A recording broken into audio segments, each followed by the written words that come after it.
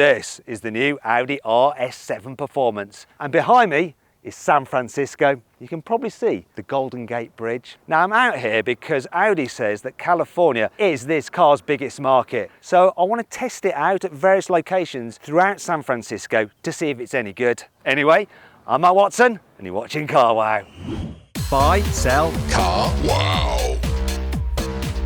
Let's start this video by driving over the Golden Gate Bridge. I mean, this is absolutely epic. Incredible views. Wow. Also, this is a really good location to test out the car's comfort levels and the suspension in particular, because as you can see, the road surface isn't great and there's those expansion joints which are very, very large and intrusive. Now this particular car is fitted with the optional sport suspension with coil springs rather than the air suspension. Gotta say, I think the air suspension would deal with the bumps a little bit better.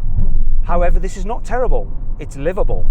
And the benefit of the sport suspension is that it gives you slightly better handling. And I'm going to head to a location now to test that out in the city. A very famous twisty tight road. This is Lombard Street. It's steep, it's tight and it's twisty. Let's drive it. I'm just going to pause at the top so that I don't knock these people over. And I'm going to put the car into RS1 mode.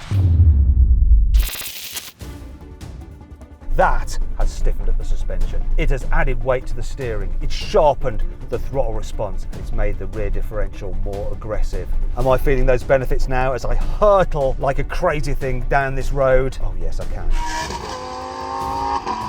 It's staying completely flat through the bends. I'm getting a decent amount of feedback of what amount of grip the front wheels have got through the steering wheel. I can feel that rear differential just providing excellent traction as I power out these bends. Well, those flowers are nice, aren't they? Look at them. I like them. It's pretty. Anyway, another benefit, the rear axle steering, which is standard. It just helps the car turn into these corners as I go absolutely ballistic down here, and it makes it more maneuverable so I can make these turns without curbing the alloy wheels. This is insane, intense car testing. My God, it's like driving the corkscrew at Laguna Seca. In fact, I'm going faster than most racing car drivers. Look at this, I'm catching up with that Ford thingy in front of me. Look at that, I'm all over him. In fact, I make him look so slow that he's stationary. Okay. Maybe this is not the ideal location to test this car's handling. Good for sightseeing, not for car testing. I'm going to need to go somewhere else to really see what this car handles like. But I'll do that later. This is Bradford Street. It's the steepest street in all of San Francisco. In fact, it's so steep, I can balance a bottle of Mountain Dew on the windscreen. In fact, it's got a gradient of 41%. It is so steep, and I'm going to use this location to test this car's performance. So, what we have is a door that won't stay open. Underneath the bonnet is a 4-litre twin turbo V8. Same engine as in the normal RS7. However, they've increased the boost pressure, so power goes up by 30 horsepower from 600 to 630 horsepower. Torque is also up by 50 newton meters from 800 to now 850. Now the engine drives all four wheels via quattro all-wheel drive and an 8-speed torque converter automatic gearbox with launch control. And now I'm going to launch this car on the steepest street in all of San Francisco. What could go wrong? Audi says the RS7 Performance can do 0 to 60 miles an hour in just 3.4 seconds, which is 0.2 of a second quicker than the normal RS7. However, Bradford Street has a limit of 25 miles an hour. So what I'm going to do is see how quick it can go from 0 to 25 miles an hour, only rolling in neutral. Let's go. Come on. This is weird. There we go. Whoa! 0 to 25 miles an hour in neutral in 2.81 seconds. That's just 0.1 of a second quicker than a Porsche Panamera Turbo S does 0 to 60 miles an hour. That takes 2.9 seconds. When you're driving a high-performance car such as this, on such steep streets, you're going to need some big brakes, and the RS7 Performance has them. So as standard, you get 420mm iron discs gripped by 10 piston calipers at the front and 370mm discs at the rear gripped by a single piston caliper. This car though has the upgraded carbon ceramics, and the discs at the front are actually 440mm in diameter. Now let's test them out with a very different kind of brake test. Right, I'm going to do a brake test from 25 miles an hour while going down the hill. Here we go. It took 22 feet, which is 6.7 meters. Now let's just try something else. What I'm going to do now is drive the car up the hill at 25 miles an hour and then put it into neutral and see how long it takes to coast to a stop. Let's do it. Get to 25, there we go, and into neutral. That's it. How far was that? 85 feet, which is about 25 meters. Pretty pointless, but good fun.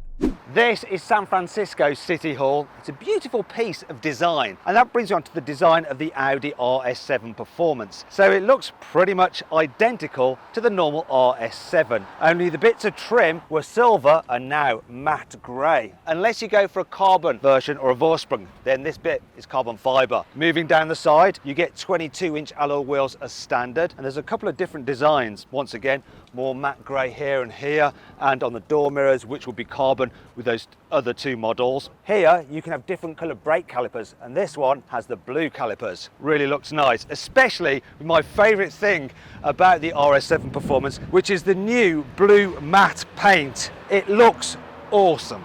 I had to suddenly jump in the car and make a quick getaway because we weren't supposed to be parked outside City Hall. As a result, being British, I jumped into the right-hand side, which is the wrong-hand side over here in America.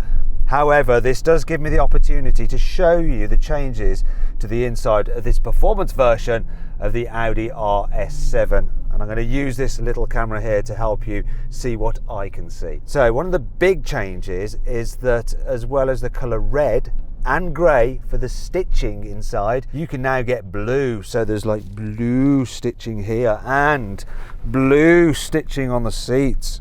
Really like that. Plus, look, blue seat belts.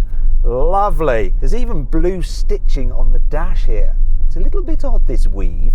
Reminds me of rattan on garden furniture. Oddness. Other things you get on this car now are Alcantara here on the centre console, the armrest, on the door inserts, and on the steering wheel, as modelled by cameraman Jack. Oh yeah. You also get RS dials like you did on the old RS7. RS mats. Oh, love RS mats. Ignore the bottle. Oh no, look. Door bin test. And, oh, RS on the kick plates. We are actually moving. Shouldn't do that. Right. And let's just check out the back seats. This is not good enough. I'm going to jump into the back. I'm going to do it now. Oh, as if by magic. There we go. Look, you've got all the arsiness here as well. Look, blue stitching and seatbelts extend all the way back here. In terms of practicality, knee room is fine. Headroom's a little bit tight because of the sloping roof line, but I'm loving this Alcantara lining. It's absolutely gorgeous. And we've got climate control back here, dual zone back here. Ooh, yes, and heated seats. The rattan reappears here in the rear. Why have they fitted garden furniture material in their new car? What are Audi thinking about? Yeah, it's comfy. I don't think it feels quite as special in the back here though as a BMW M5 CS. And to see why, click on the pop-out banner up there or follow the link in the description below. As well as increasing the power for this new RS7 Performance, Audi has obviously made the boot even bigger. It's a complete and utter lie. Of course they haven't. Why would they? It's the same 523 litres capacity, which is slightly bigger than the boot of Porsche Panamera Turbo S and Mercedes-AMG GT63 4-door. Yay, Audi, well done. Thing is, this hatchback tailgate may be practical, but it's not quite as practical as the estate tailgate you get on the Audi RS6 Performance. And that brings me on to 5 annoying things about that car. This car, that one, this one here. The RS7 Performance electronic parking brake can't cope with really steep inclines, such as Bradford Street in San Francisco. Look, I'm going to put it into park and the parking brake, and I get that warning. Vehicle parked too steep. Not great if you live here. While the RS7 Performance gets the sports exhaust as standard, which sounds even better out here in the United States because there's no rules about petrol particulate filters, you can't really enjoy the full sound of it when you're stationary because, oh yeah, the classic Audi soft limiter. This lovely matte paint seems to show scratch marks really badly. These are obviously from cleaning, and I'm not sure it's that easy to buff them out with this particular paint.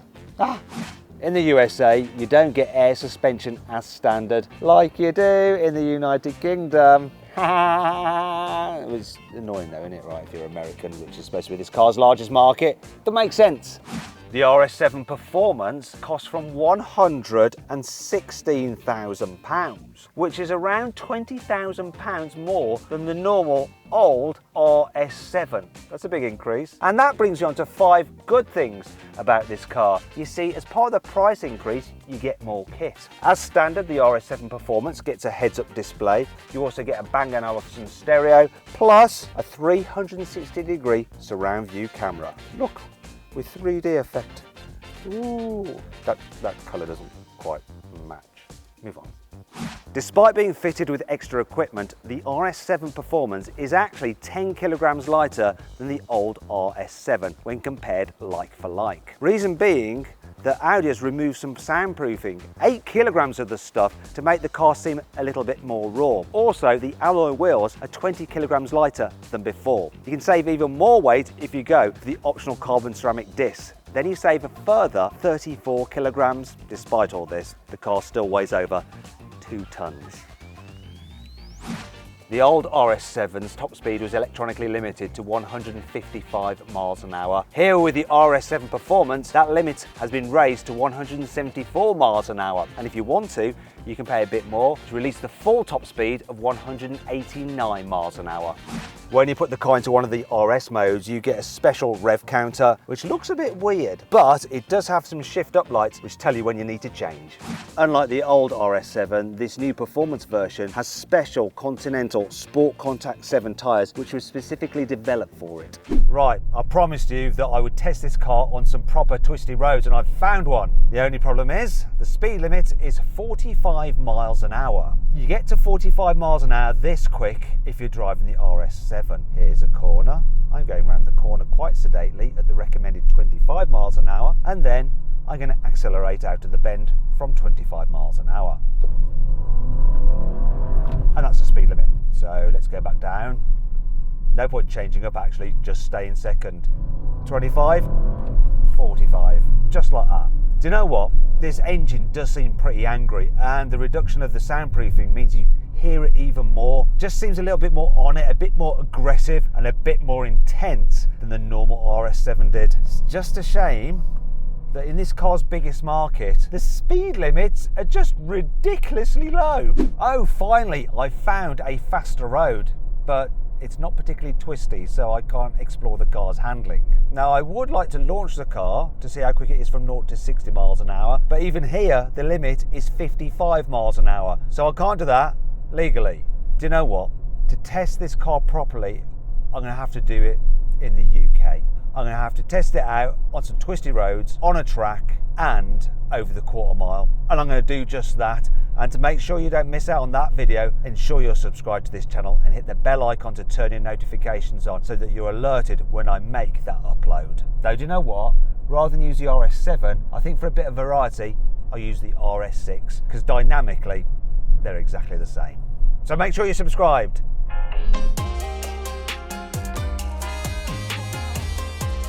So then, what's my final verdict on the Audi RS7 Performance? Should you avoid it? Should you consider it? Should you shortlist it? Or should you just go right ahead and buy it?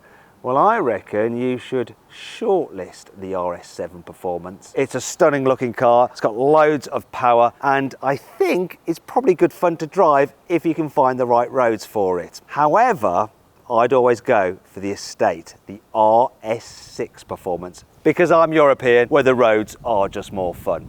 Anyway, I hope you enjoyed the video. If you did, give it a like. Let me know if you agree with my verdict in the comments below. Click on those windows there for some more videos, and on that box there to go to CarWow to sell your car the easy way. All you have to do is upload some photos, give a brief description, then dealers all across the country will bid on your car. It's easy.